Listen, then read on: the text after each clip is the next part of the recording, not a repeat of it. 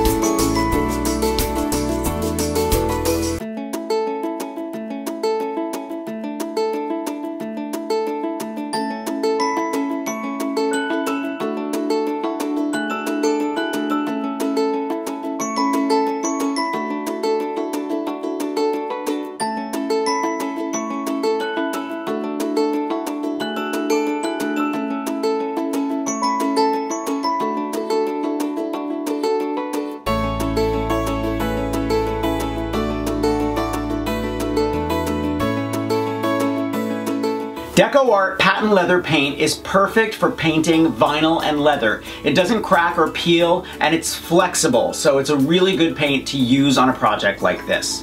Thumbs up if you like this video, leave me a comment and I will get back to you. Subscribe to my channel if you haven't already. Grab a copy of the Big Ass Book of Crafts Volume 2 and I will see you next week. Bye.